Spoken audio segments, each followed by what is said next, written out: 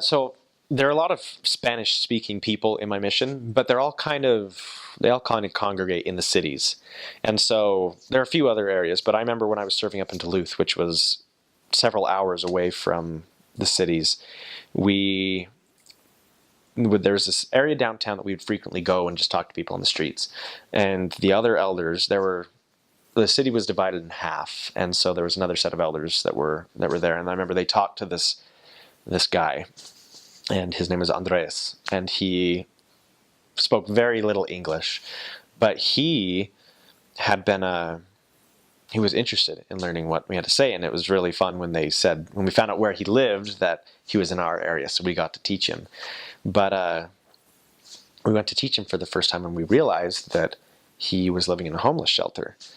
And so we were in this experience where we wanted to make sure that he was stable enough that we could teach him. And well, actually, when we first started teaching him, he was living in a hotel. So he was staying in this hotel. He had been working at the hotel to try to pay for his nightly rent, and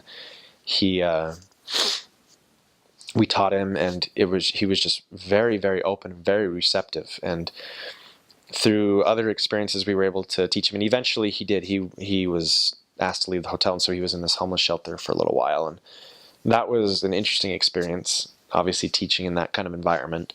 But thankfully we had a member who served his mission speaking Spanish, and so he would come joint teaching with us all the time, and we were able to teach him in English, and then he would teach him in Spanish, and he would be able to understand a little bit of English, but it was just a really great experience. And eventually he was able to be baptized as well, and we did the entire service in Spanish.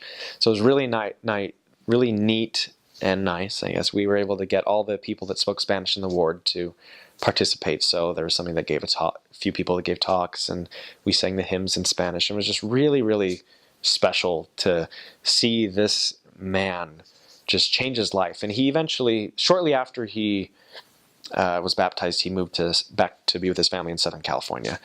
And the last update that I got was just a few weeks after, well, it was a few months actually, after we had taught him, he had been ordained to the Melchizedek priesthood. And so it was really neat to see just that growth. And I'm not sure what he's up to now. I hope that he's still active, but he was just one of those spirits who was really earnest in seeking for truth. And he had made some mistakes in his life, but through the gospel, he was able to change his life and be able to see that difference in him. And to go from just the circumstances that he was in to completely wiping it clean and changing was amazing to see.